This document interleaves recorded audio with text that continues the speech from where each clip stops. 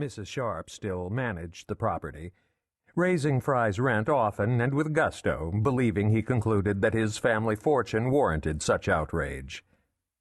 It was, in fact, a cave house, with back rooms being nothing more than dark, irregular caverns. But the living room, bedroom, kitchen, and bath featured walls, electricity, and unimpeded views of the Pacific.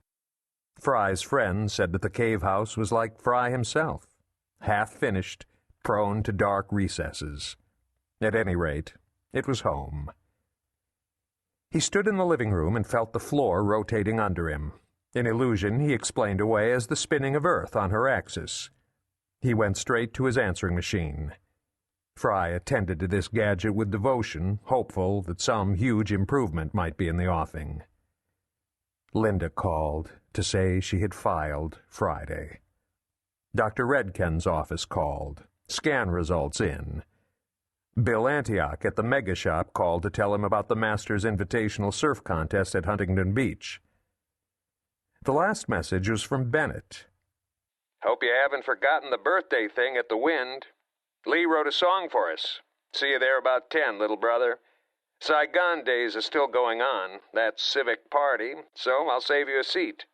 That's today, Sunday, in case you forgot. Frye checked his watch, but it was gone. He fumbled for a light switch, knocked over a stack of resumes he'd just had copied, then consulted his Megashop surf calendar. It was still turned to February because of the whopping Hawaiian wave pictured there, tubular and perfect as Jack Lord's hair.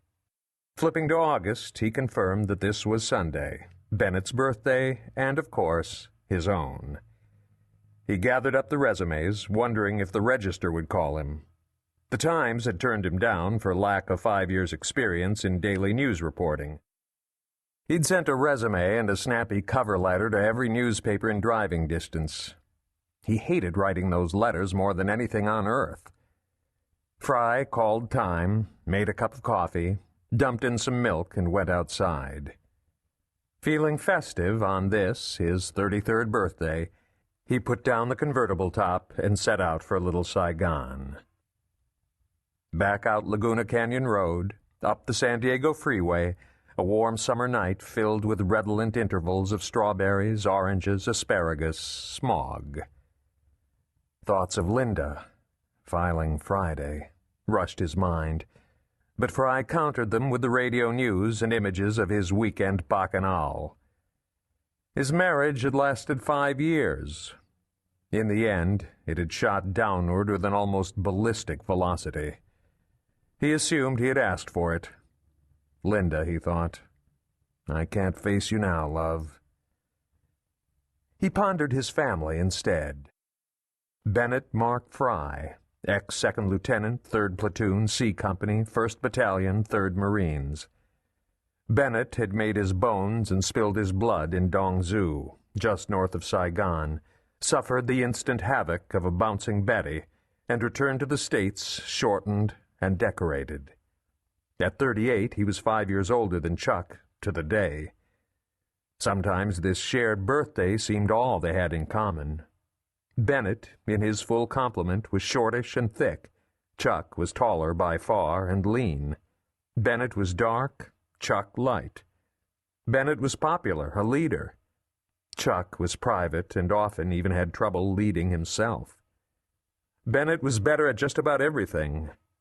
Their father, Edison, took an almost sociological interest in the differences between his sons, which he concluded were generational and not genetic.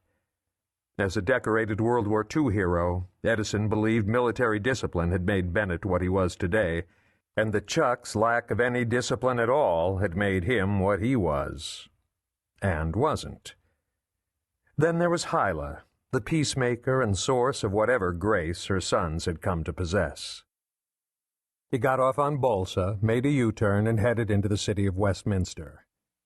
The street signs were done in Old English lettering, and the buildings sported hints of the Tudor, a grafting of English Hamlet onto Southern California suburb. Drinking coffee, he sped down Bolsa past the Brothers of Patrick Novitiate, which hovered quietly behind a stand of olive trees, past the Colony Funeral Home and its high stained-glass windows.